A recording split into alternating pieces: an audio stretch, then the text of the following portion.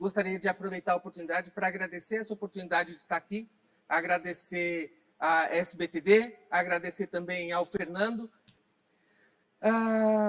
Eu acho que, para começar a história, eu gostaria de contar para vocês como foi o meu processo de chegada. Eu cheguei na Abbott em maio do ano passado, e desde o primeiro momento, na verdade, até antes de eu fazer parte exatamente da Abbott, eu fui informado que uma das grandes preocupações, uma das grandes dores que a Abbott enfrentava era de não conseguir aproveitar completamente os talentos internos para as posições de liderança. E eu estou falando de liderança, principalmente de líderes, né? De uma posição como um gerente nacional, por exemplo. E o que acontecia com isso?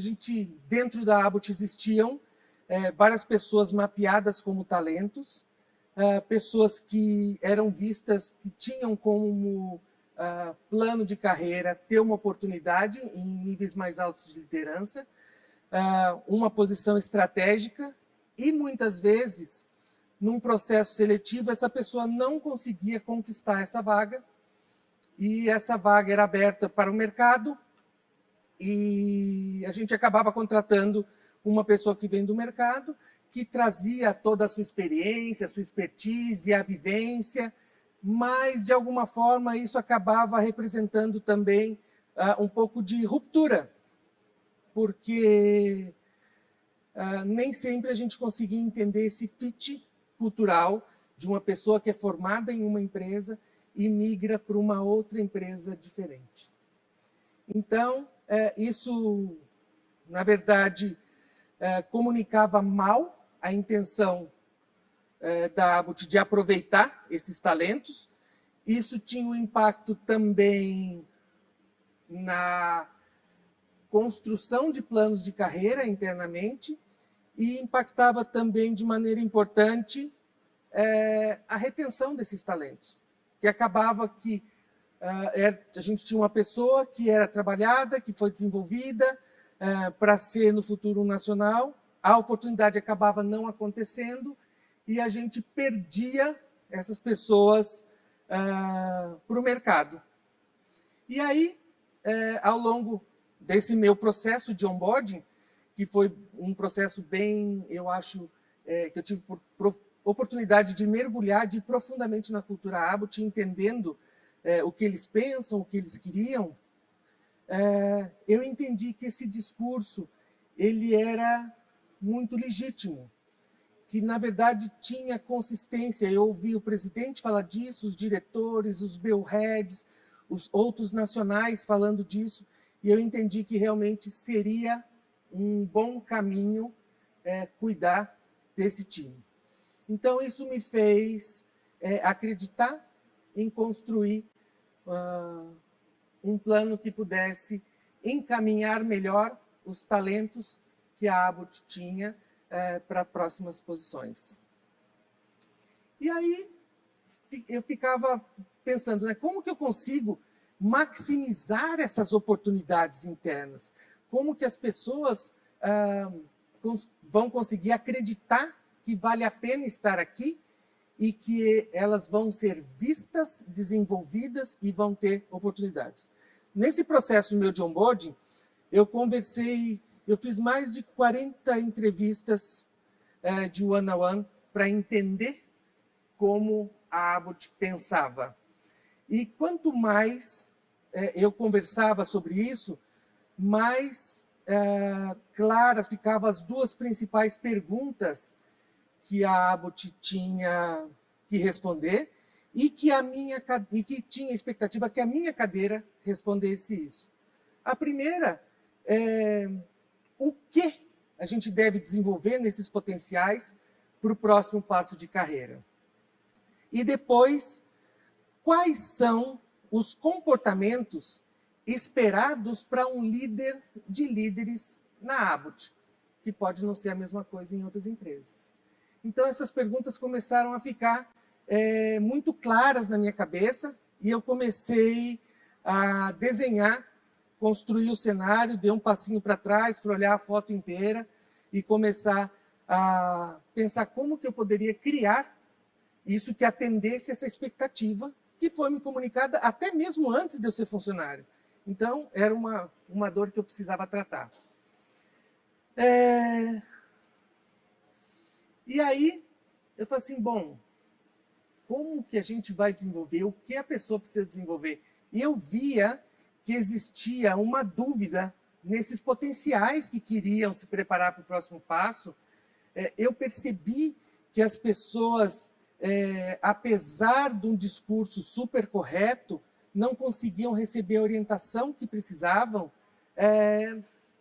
para buscar desenvolver os pontos certos que fariam diferença num processo seletivo, que formariam uma base mais robusta para que ele disputasse essa próxima posição. E aí, a sensação que me veio era que essas pessoas acabavam se sentindo meio que deixadas à própria sorte, né?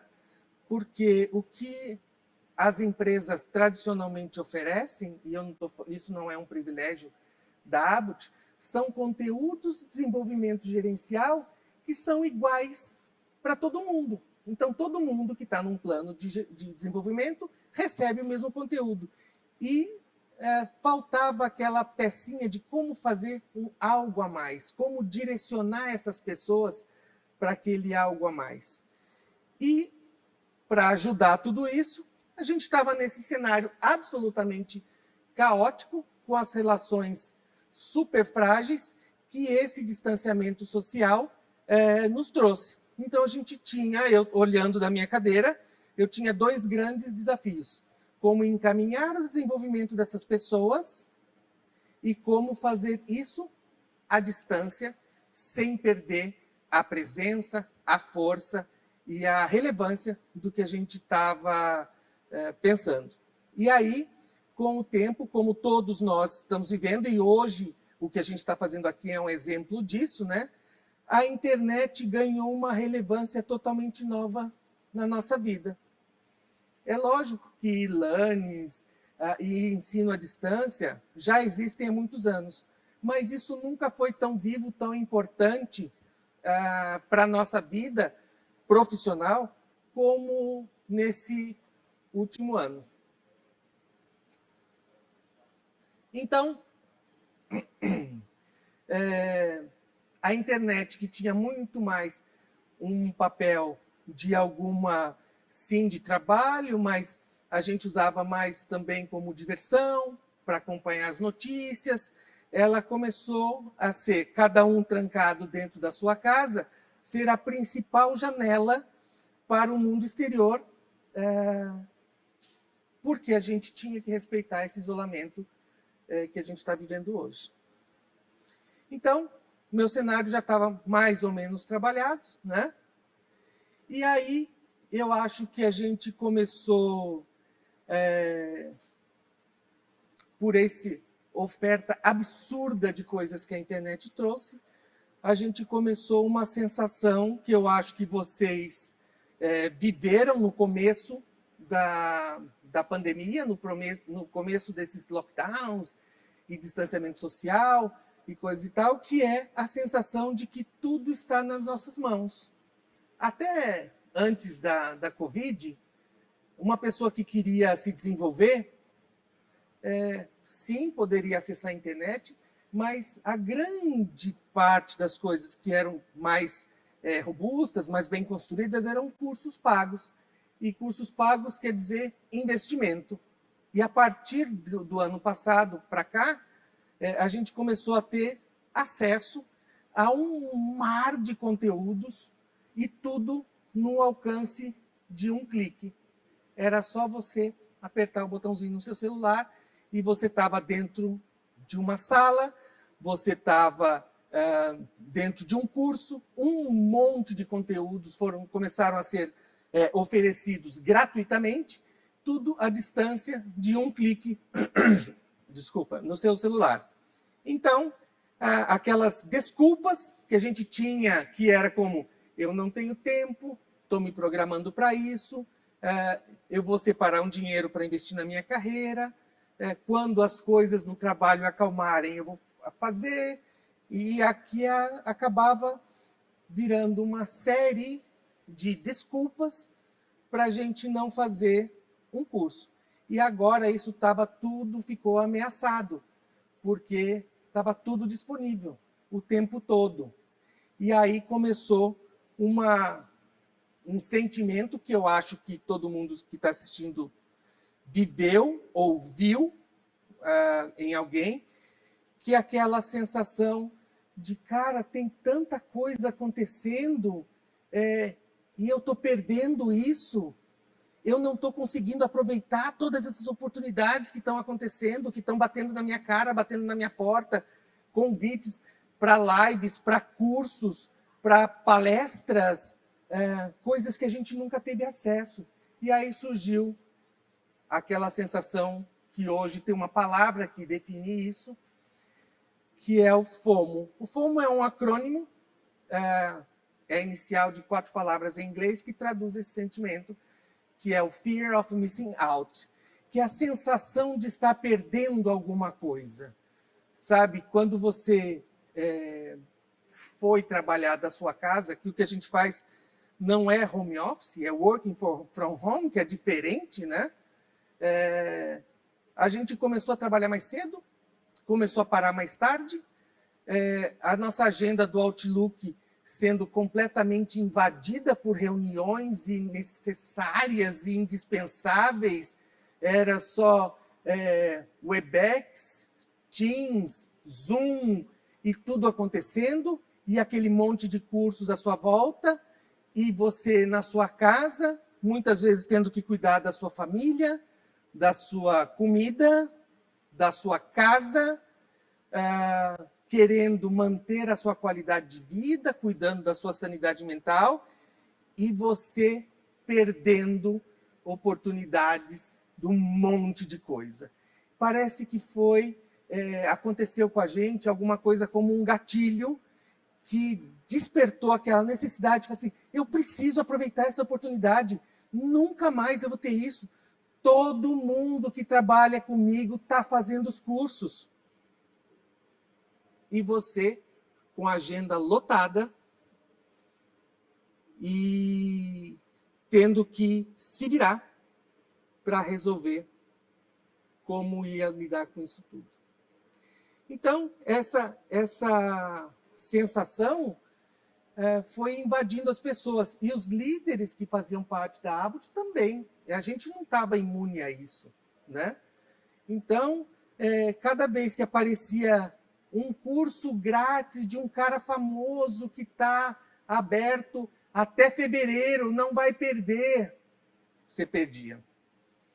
Há um curso super legal que tem uma promoção de, putz, eu queria muito entender de Scrum, métodos ágeis e OKRs e tudo mais. Você pagava o curso e perdia.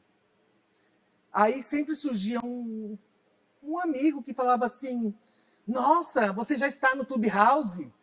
Tem discussões sensacionais acontecendo lá. E aí você não estava lá.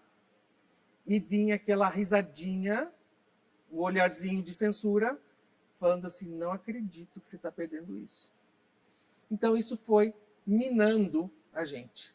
E sabendo que as pessoas estavam vivendo isso tudo, porque eu também vivi, toda a liderança viveu, todas as pessoas que trabalham à distância viveram, e isso também ajudou no orientar como que a gente ia construir um programa que pudesse garantir que as pessoas estavam direcionando os esforços, sim, porque para se desenvolver é um investimento, é um esforço, isso não vem de graça, tá? Mas que elas pudessem ter certeza e sentir um pouco mais seguras que o que elas estavam investindo de esforço para o desenvolvimento valia a pena, que fazia sentido para o meu plano de carreira, para onde eu quero chegar, e agora para onde eu quero chegar na Abut, voltando para esse meu grupo, que era o meu alvo. Tá? Aí, eu falei assim, gente, como que eu vou entender quais são as coisas que a Abut percebe, escolheu ou considera que são realmente importantes? E aí, nessas conversas todas, conversando com o RH, com o time os outros times de treinamento, com o time de learning, com os business partners, com o presidente, com diretores, me surgiu um documento, que é um documento oficial, formal, que trazia os fatores críticos de sucesso para uma posição de nacional. Aí eu, conversando sobre isso, e validei, falei assim, é isso que a gente busca numa pessoa que quer ser, que a Abut quer ter como nacional? Eles me falaram, sim, esse documento foi revisado, está atualizado, e uma pessoa que tenha estes 5 comportamentos tem grandes chances de ser um sucesso na cultura Abut, no momento que a gente está vivendo, e para o perfil de negócio da Abut hoje. Eu falei, ok. E aí, se fez a luz, né? Eu falei, nossa, vamos conhecer esse documento.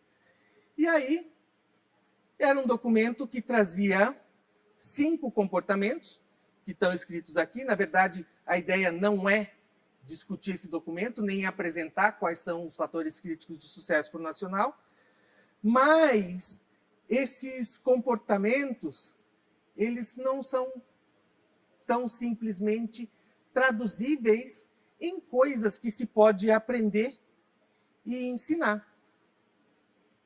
E aí foi que veio a maior dúvida.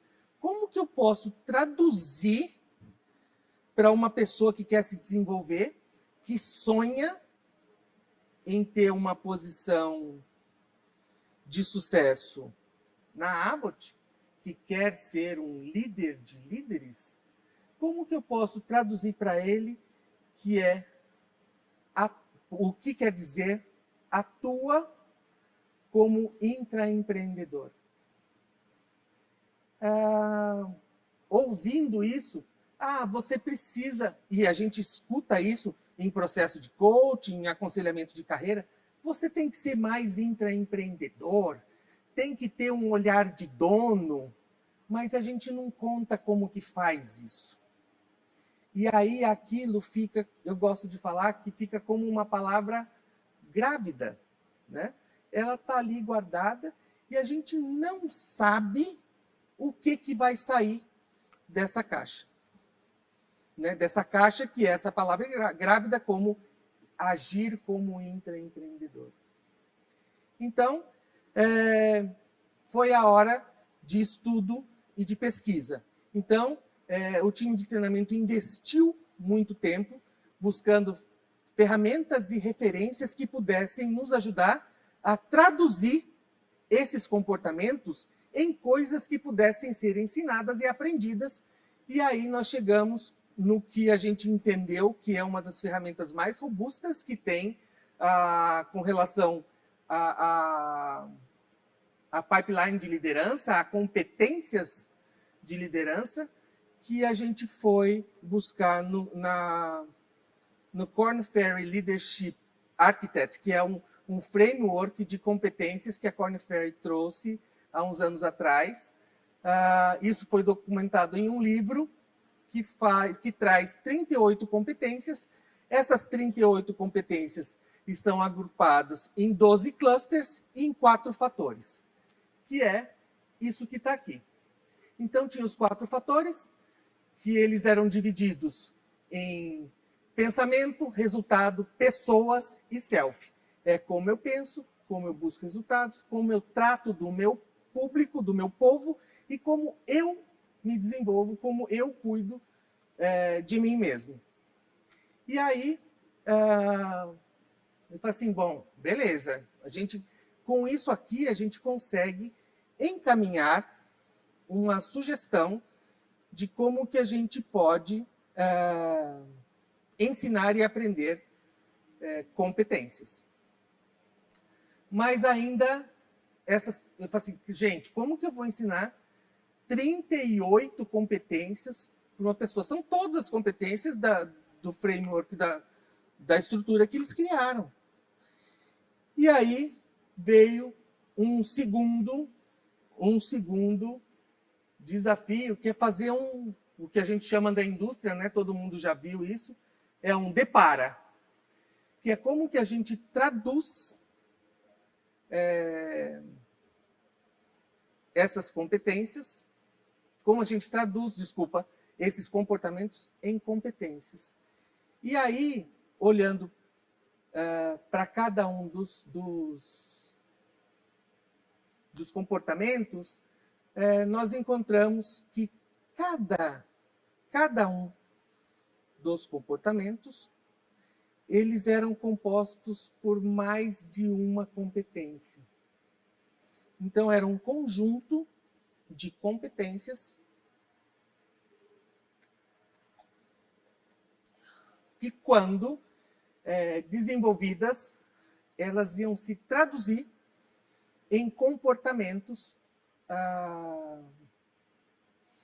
que eram os desejados pela Abbott. Então, achamos um caminho, e isso trouxe um trabalho bem profundo de pesquisa, testa, valida, identifica.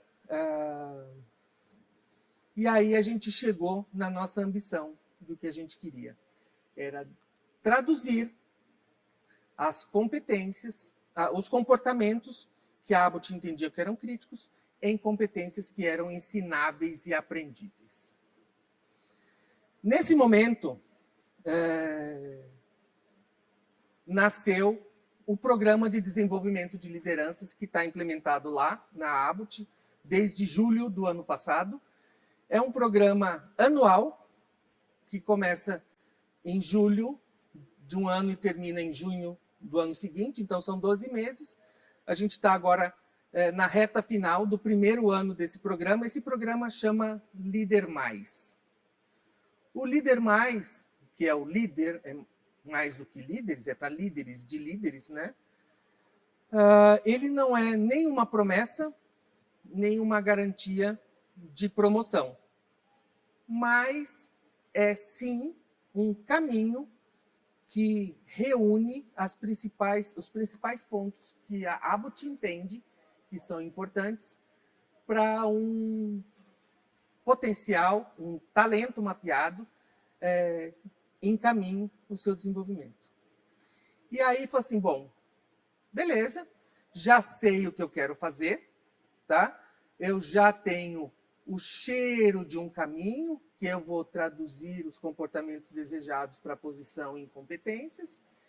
E aí surgiu outra dúvida, né? Como que eu vou fazer isso agora, à distância? E vocês todos sabem, né? Esse público é um público com quem eu estou conversando agora, é um público de treinamento. Então, todo mundo sabe o quanto a gente foi desafiado em várias coisas, não só nas propostas, mas também nos formatos, e também na questão de budget, né? Antigamente, uma indústria conseguia facilmente escolher o que quer, chama uma consultoria respeitada, que a gente tem várias no mercado, e compra um pacotinho que vai ser construído de acordo com a minha necessidade, mas de uma pessoa que tem expertise para isso. E aí é onde a maior parte das empresas dá uma tropeçadinha. E eu estou falando que eu estive em várias empresas e eu segui esse caminho várias vezes. E não é que é ruim, mas era um caminho que não era uma opção válida para esse momento, que a gente tem um pouco mais de cuidado com como a gente vai investir nosso orçamento, e que a gente não tem a possibilidade daquela troca rica que quem é de treinamento sabe que faz muita diferença está olhando no olho, ver como a pessoa se comporta numa sala, fazendo um estudo de case e uma discussão de uma situação, recebendo orientação, feedback, e isso está difícil. Como que isso acontece nesse mundo virtual, com dinheiro, com uma atenção especial para orçamentos, para o dinheiro? E aí entra uma outra pecinha também. Quando você, e quem é de treinamento, quem monta programa sabe disso, quando você trabalha para uma empresa como um todo, para toda a liderança, então você tem 50, 80, 100 gerentes que eu vou desenvolver,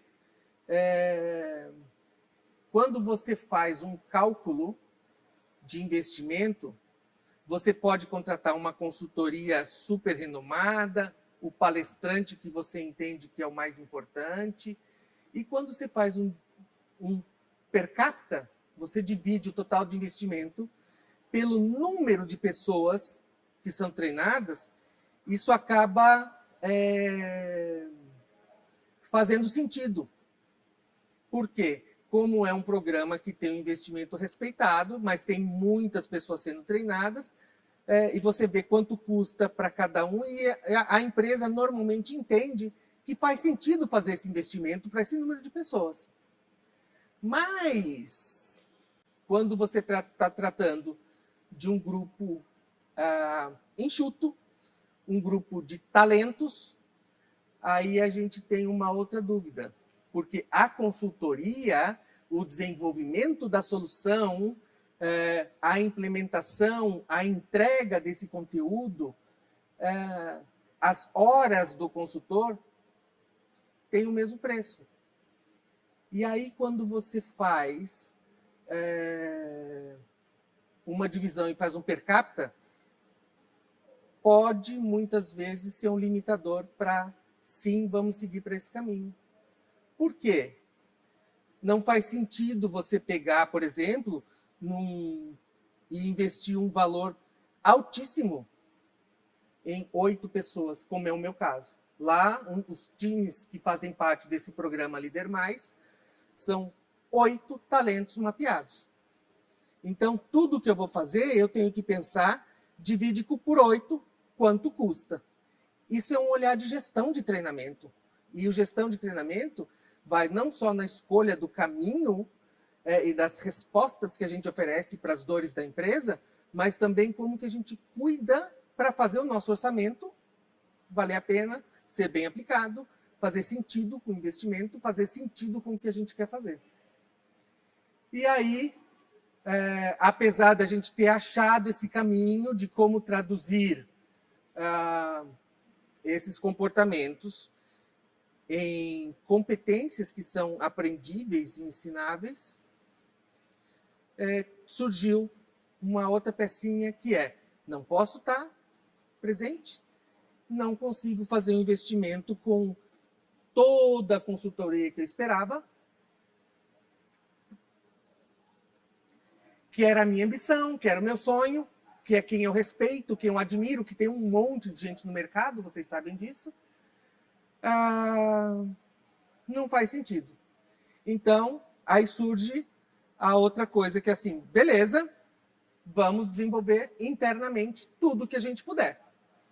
Então, criamos o programa Líder Mais. Esse programa Líder Mais, que foi criado no meio do ano passado, começou a ser implementado em julho, ele tinha um público-alvo de apenas 8 pessoas. Então, um budget direcionado e deveria fazer sentido para apenas 8 pessoas. E eu falei assim, bom, dá para fazer tudo em casa? Não, não dá para fazer tudo em casa. Tem alguma coisa que dá para fazer em casa? Sim, tem muita coisa que dá para fazer em casa. Então, nós criamos um programa, calendarizamos esse programa, e esse programa tinha várias intervenções, desde julho do ano passado até junho desse ano. Hoje, para vocês terem uma ideia, esse time está no meio do programa, eles já tiveram 86 horas de interação até agora.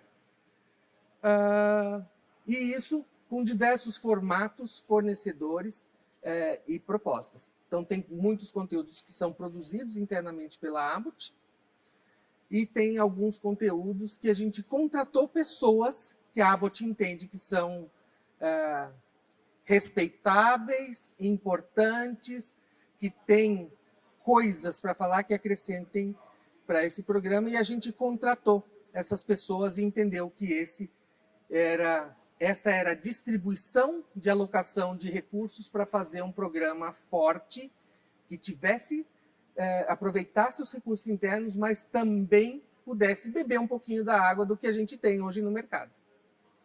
E esse foi o caminho. Então, a gente contratou pessoas para falar com conversas de liderança, pessoas para falar de gestão de carreira, a gente teve introdução a marketing, teve conversas sobre métricas e analytics, como que a gente direcionava o nosso entendimento para várias coisas.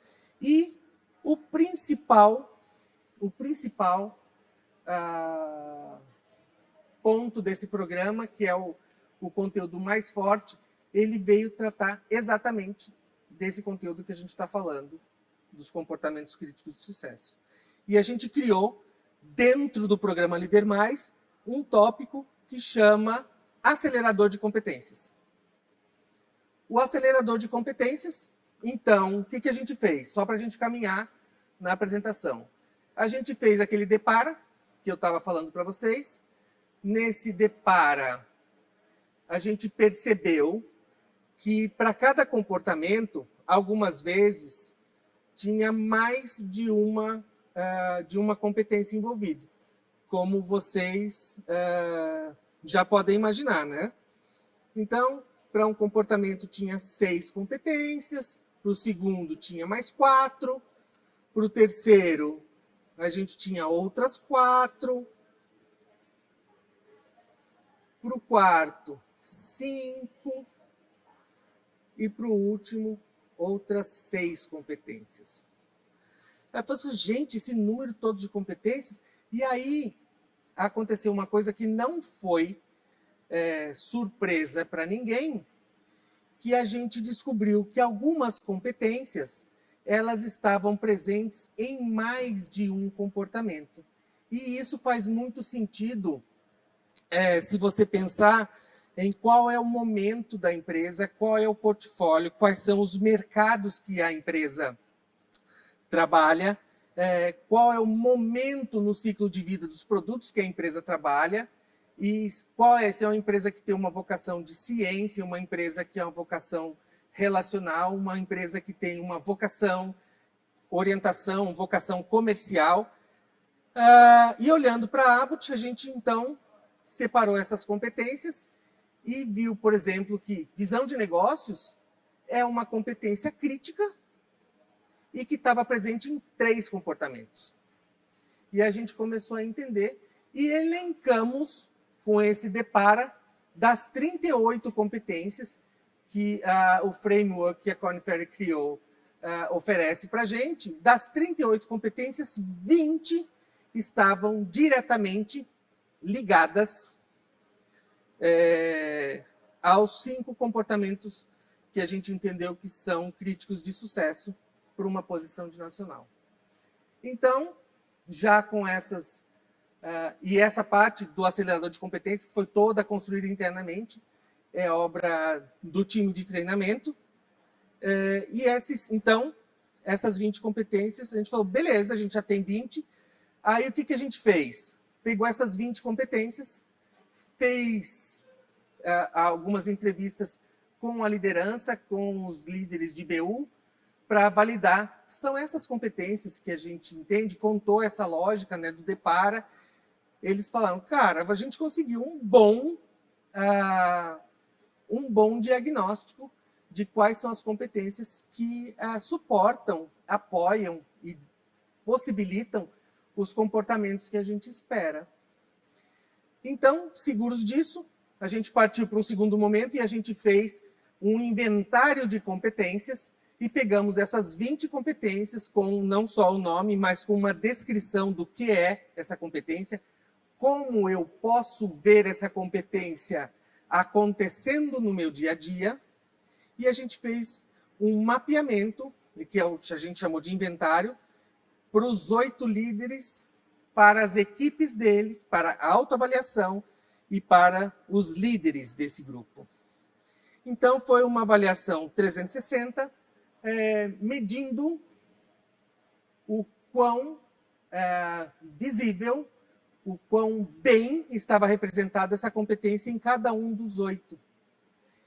E aí, tendo isso em mãos, foram devolvidas para os 8 líderes esse inventário, e eles tomaram consciência de como eles se autoavaliaram, comparando com como a equipe via eles e como o líder deles avaliava eles naquelas 20 competências.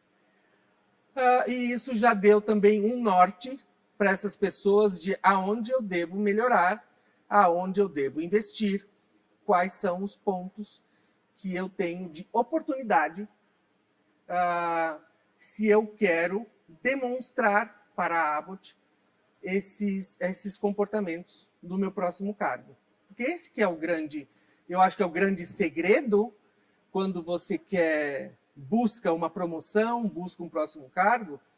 É lógico que muitas vezes, na maioria das vezes, numa promoção, você está indo sentar numa cadeira pela primeira vez. Então, você não tem histórico. Então, você é muito mais uma aposta. E essa aposta vai ser validada com os comportamentos que você demonstra quando você chega lá. Então, a gente fala assim, beleza, vamos treinar as competências, estimular que esses comportamentos apareçam, porque isso, além de me preparar para o próximo passo, garante, já que são comportamentos desejados pela Abbott, que eu tenha um melhor desempenho na minha posição atual, e isso validou a ideia. Então, nós pegamos as 20 competências, tá? E decidimos qual seria o caminho dessas competências, como que a gente ia conduzir esse desenvolvimento dessas competências. Então, pensando em como que a gente vai trazer um conteúdo tão denso, tanta informação, para 8 pessoas, somente pela internet, sem ficar chato, sem ficar repetitivo, e mantendo a atratividade, e mantendo isso interessante e principalmente relevante para eles. Então, cada um deles já sabia como era visto, como era percebido, então eles já tinham quais eram os pontos de atenção para eles. Então, o que nós fizemos? Decidimos que o método para entregar esse conteúdo seria em sessões de classe de aula invertida. Então, a gente escolheu o Flipped Classroom para ser o melhor formato, porque trazia envolvimento e responsabilidade para cada um dos 8 participantes. A gente sabe que quando a gente lê, o nosso grau de retenção é 1. Quando a gente ensina alguém sobre uma coisa, o grau de retenção é outro. Então, as 20 competências, para cada uma das 20 competências, nós criamos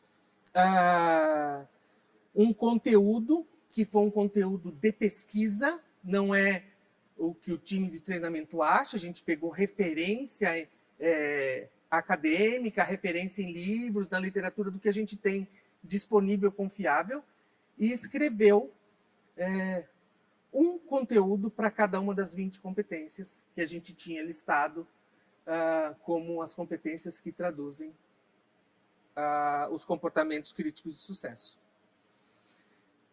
E aí, essas pessoas, cada um dos 8, eles iam receber esse conteúdo, um de cada vez.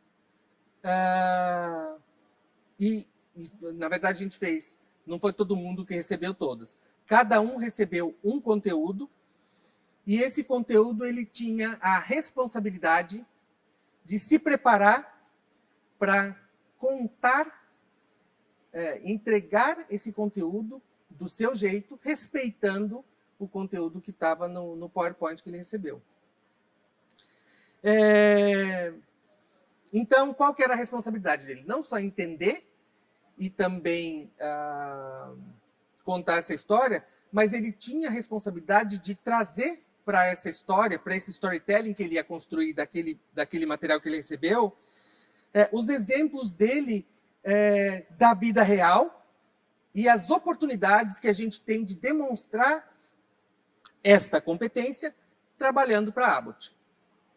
Então, isso trouxe um nível de comprometimento muito grande. Para esse preparo, como esse time não é um time que está super acostumado a fazer apresentações, eles recebiam conteúdo com bastante antecedência, eles estudavam e tinham a oportunidade de fazer sessões de feedback e de mentoring, de como conduzir essa apresentação, como construir um storytelling, como trazer esses exemplos para costurar esse conteúdo, para dar credibilidade e autenticidade, eu chamo de legitimidade na pessoa que está falando.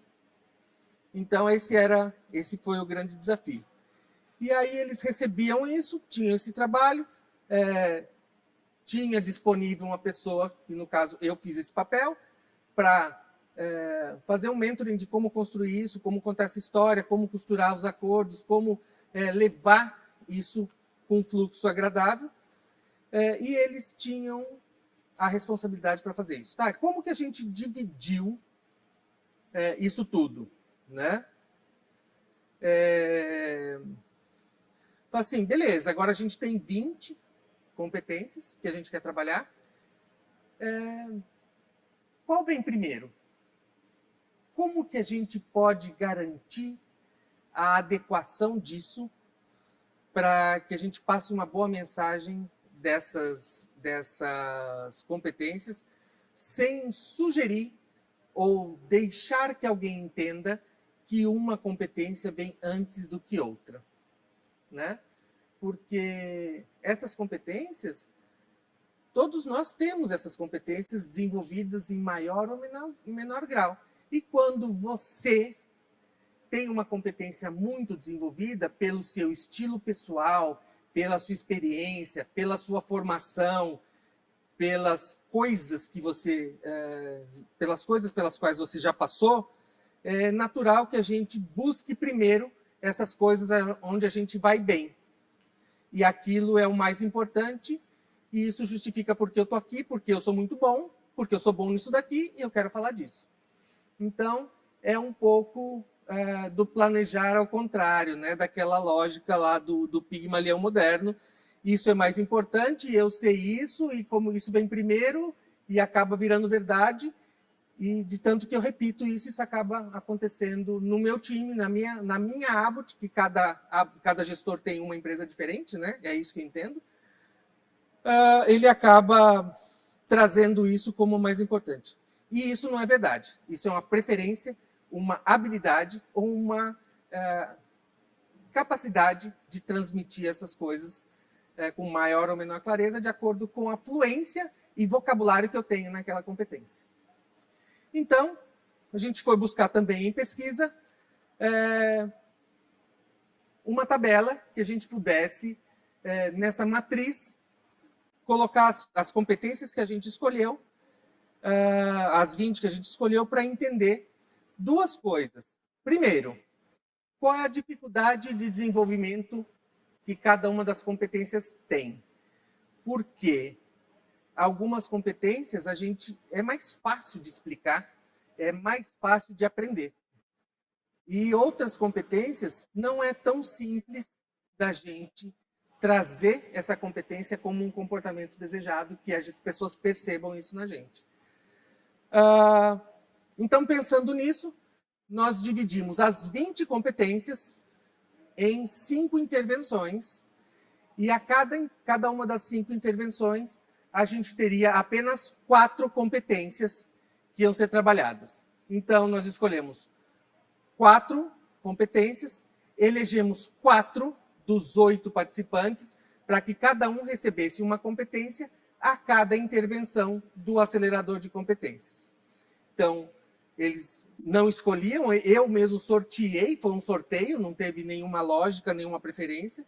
Eles receberam as competências, estudaram, fizeram reuniões de mentoring de como conduzir essa apresentação, testaram a apresentação antes de ir para valer, que esse também é uma competência que faz parte, né, da quem está na indústria ou em qualquer cargo de liderança, em qualquer área de negócios, sabe que algumas vezes a gente tem que contar uma história, fazer uma apresentação numa reunião, defender um plano, apresentar uma ideia.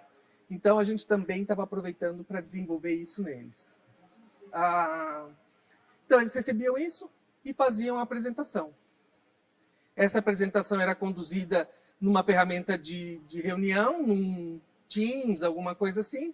Eles contavam, as pessoas podiam fazer perguntas, os participantes, todos os outros 7 podiam fazer perguntas, e a gente caminhou com isso.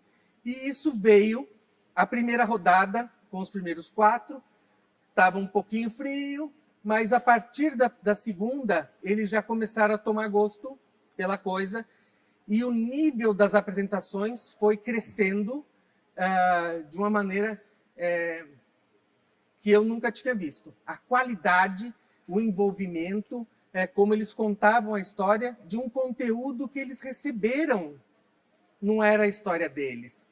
Então, eu acho que aí que trouxe a grande, grande riqueza disso. Eles contando a história de um conteúdo de competências, que é uma coisa que todo mundo sabe um pouquinho, mas ninguém sabe profundamente, para o dia a dia deles.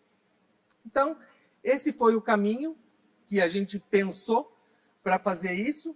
E na minha apresentação, nessa tabela, então, a gente colocou 2 coisas. Primeiro, o que era a habilidade maior ou menor média na população, o que as pessoas sabiam, e o grau de dificuldade de desenvolver aquela competência.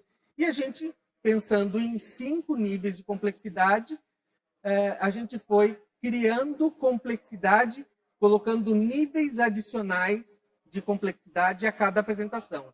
Então, as primeiras 4 foram orientadas para ação, foco no cliente, visão financeira e orientação para resultados. Essas 4 competências, normalmente as pessoas têm ela mais desenvolvida, tá? Normalmente quem está em negócios, quem está em liderança tem isso mais desenvolvido, e ela é mais fácil de desenvolver, de explicar, de contar essa história. Então, a gente trouxe com 2 olhares o nível de complexidade que a gente foi crescendo. Primeiro, considerando que eles não tinham uma grande habilidade em fazer essa apresentação, que eles estavam em desenvolvimento, construindo essa habilidade.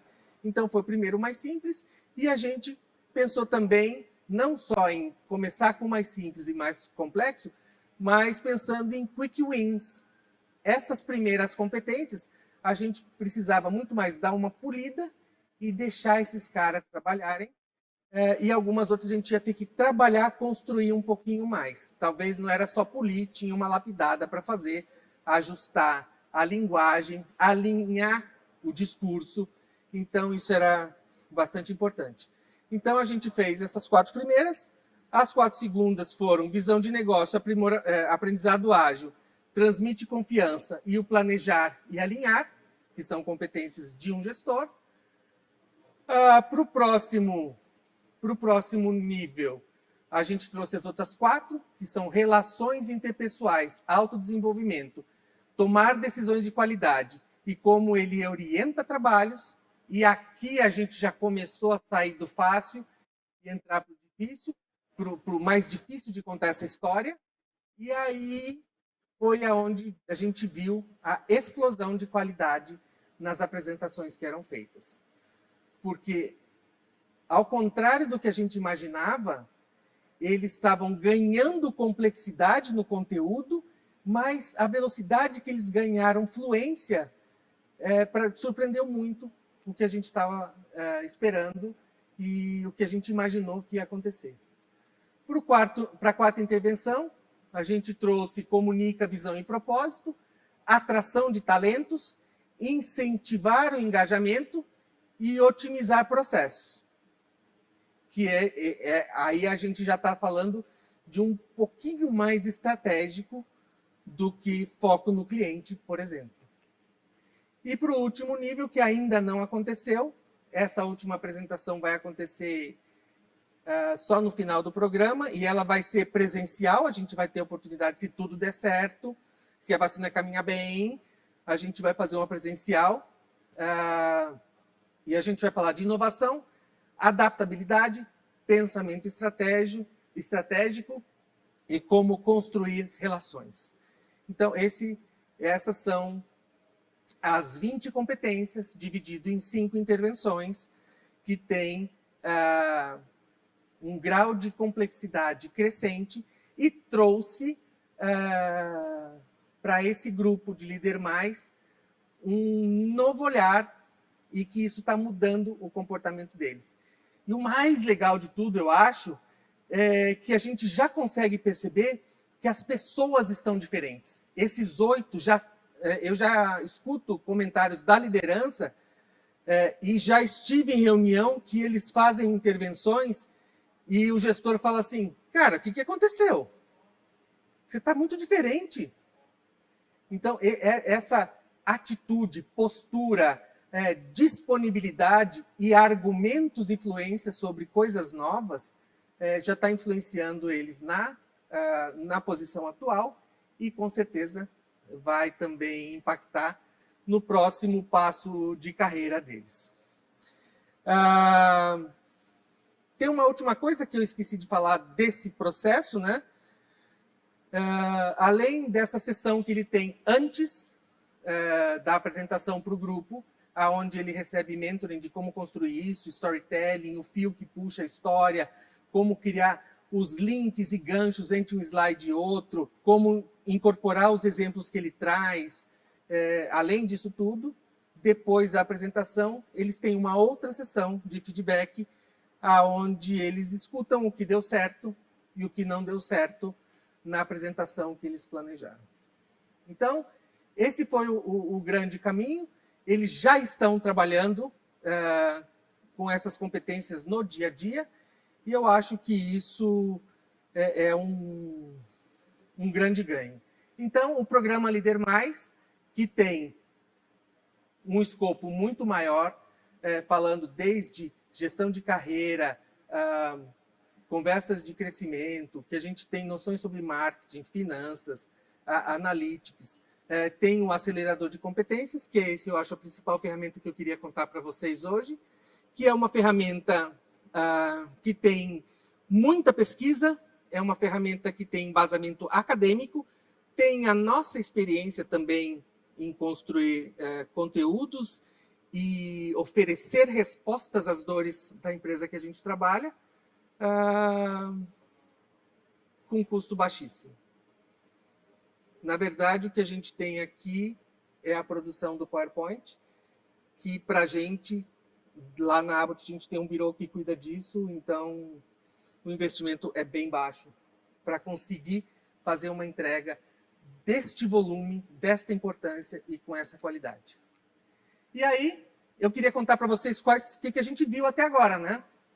Então, esse programa, como eu falei para vocês, ele foi direcionado apenas para os gerentes de primeira linha de gestão, que foram avaliados com uma excede a expectativa no ano anterior, isso é um pré-requisito.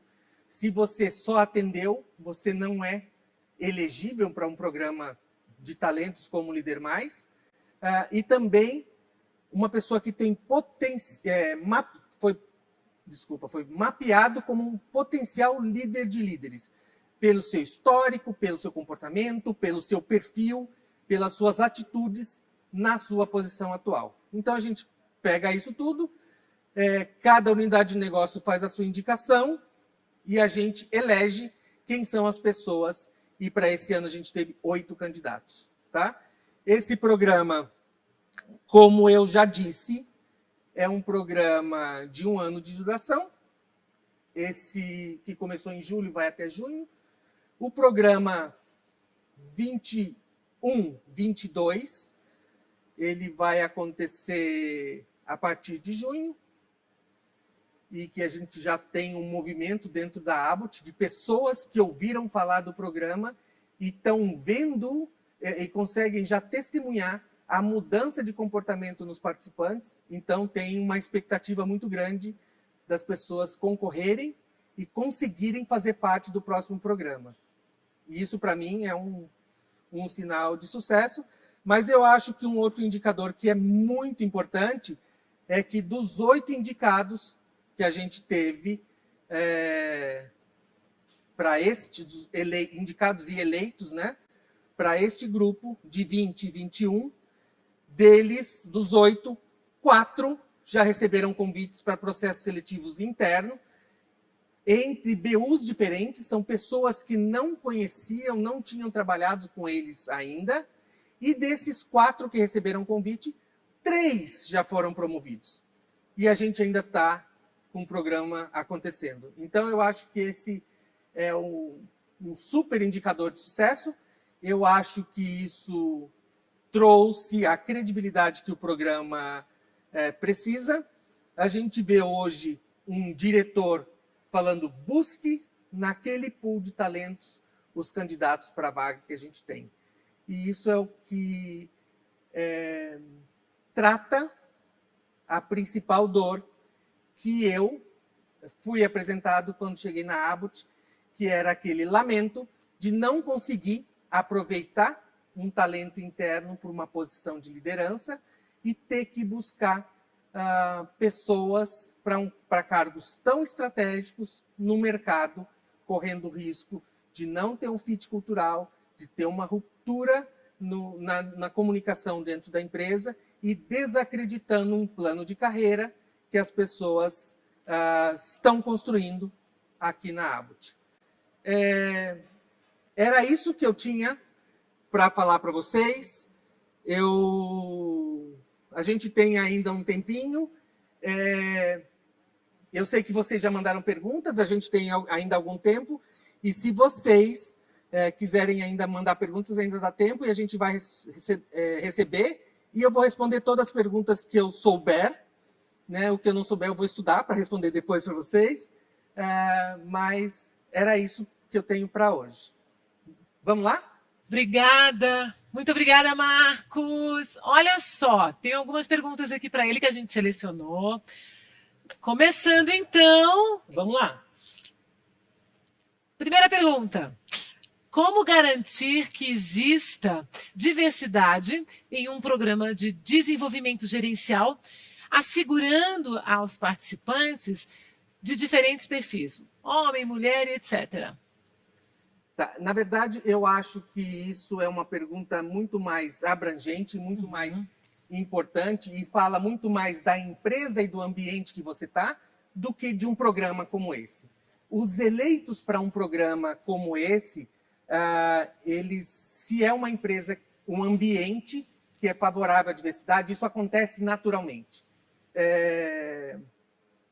Nós temos nesse grupo homens e mulheres, temos mais novos e temos alguns já um pouco mais experientes. A gente tem pessoas do Brasil inteiro e coisas de diversidade que são temas importantes como raça ou orientação sexual. Estes tópicos nem entraram na discussão do processo seletivo, porque não tem cabimento uma empresa que tem um olhar de inclusão, de diversidade, se preocupa, que eu falo que tem o mau costume de gostar de pessoas, ter esse viés. E só para exemplo, dos 3 que foram promovidos, 2 são mulheres. E uma é a primeira mulher que é gerente nacional na Abbott. Então, eu acho que tem como garantir? Não tem, porque isso é uma resposta que a empresa dá e um programa desse demonstra o que a empresa faz. Obrigada. Imagina. A segunda pergunta, pela perspectiva da Abbott Academy, para a próxima geração de gestores, então, quais são as novas competências necessárias para serem desenvolvidas? Então, olha só, o que a gente fez até agora e o olhar que a gente teve, de alguma forma, a gente acabou traçando uma regra de negócios, e as regras elas são construídas olhando o passado, né? Uma regra não garante o que vai acontecer amanhã, né? Quando a gente tenta ficar muito preso na regra, a gente está tentando repetir o que aconteceu ontem, e o mundo está muito rápido, né? Então, eu acho que tem uma série de novas competências que são novas, eu digo, que ganharam uma relevância maior, não já existiam, mas ganharam uma nova relevância nesse mundo que a gente vive, né? Que a gente fala de adaptabilidade, de capacidade de aprender e principalmente desaprender, né? Eu acho que, apesar de estar um pouquinho batida a palavra, mas é um pouquinho de resiliência, né? Ela foi uma palavra que eu até... Ganhou muitos significados, né? Eu fico um pouco incomodado de falar disso, mas é a palavra que melhor traduz isso, é a capacidade de ultrapassar uma dificuldade e depois voltar a ser quem você era. E flexibilidade. Eu acho que essas são não são as únicas, mas são competências que ganharam uma nova importância nesse momento da gente vive, esse mundo que não é mais VUCA, né, que é um mundo bunny. Não é mais VUCA, é bunny. Que é tudo frágil, louco. Então, eu acho que vai por aí. Tá bom, ótimo.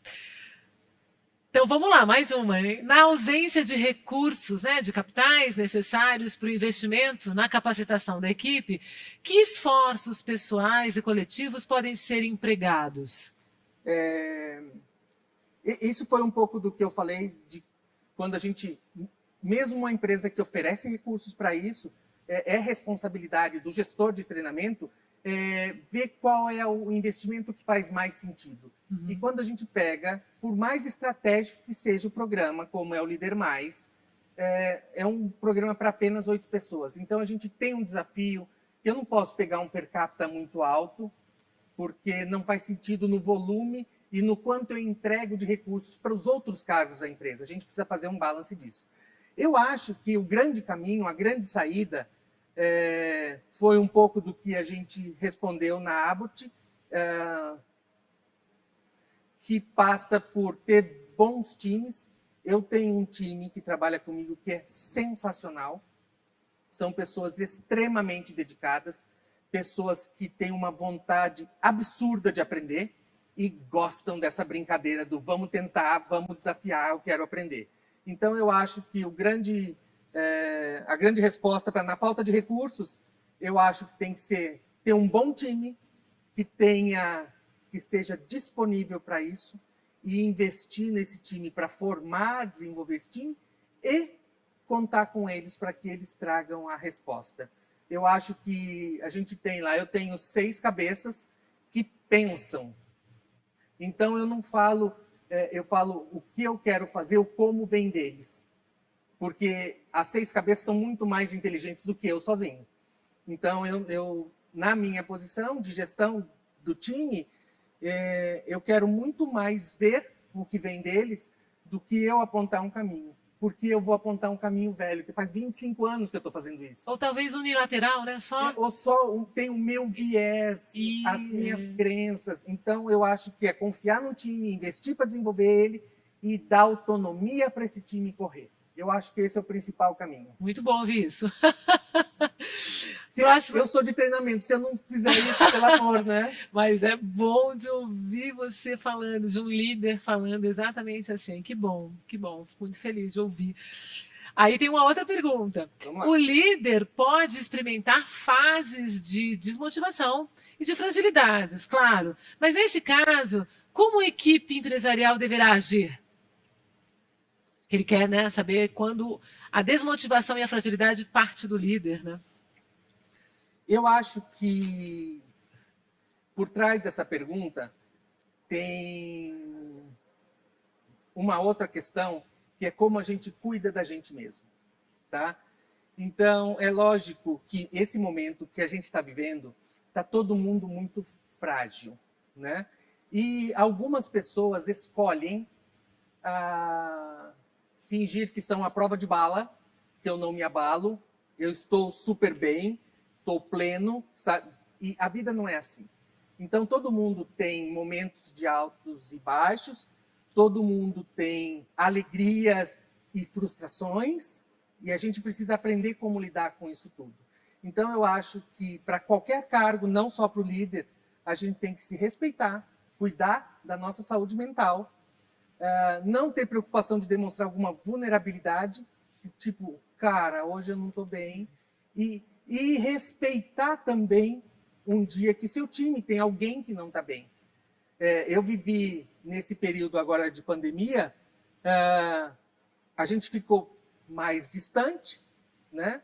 Só para você ter uma ideia, eu entrei em maio, eu tive na empresa que eu trabalho 12 dias, 12 vezes, e nenhuma vez eu fiquei o dia inteiro. Então, tipo, com o meu time eu tive 3 vezes. Mas a gente teve um contato muito intenso, porque é muita reunião, WhatsApp, videochamada, Teams, Webex. A proximidade Zoom. É criada da mesma forma, só que de outra A maneira. gente criou um outro caminho para isso. E eu vivi nesse time várias coisas, pessoas aumentando a ansiedade, pessoas com momentos felizes, pessoas com momentos tristes, perdendo parente para a Covid, e cabe a gente, né, como gestor, contar como que a gente vê isso, sabe? E respeitar essas pessoas. Então, a motivação vem e se mantém quando você cuida da sua saúde mental, da sanidade, né? Eu falo, tem um termo que a gente fala lá que é sanity check. Deixa eu ver se eu estou lúcido aqui ou se eu estou envolvido né, demais em alguma coisa. E respeitar as pessoas. E se a gente conseguir isso daí, é muito mais fácil a gente não tentar se mostrar motivado o tempo todo, mas entender que a motivação, a gente tem momentos de que ela está mais declarada e outros que a gente está com ela bem recolhidinha, porque a vida é assim.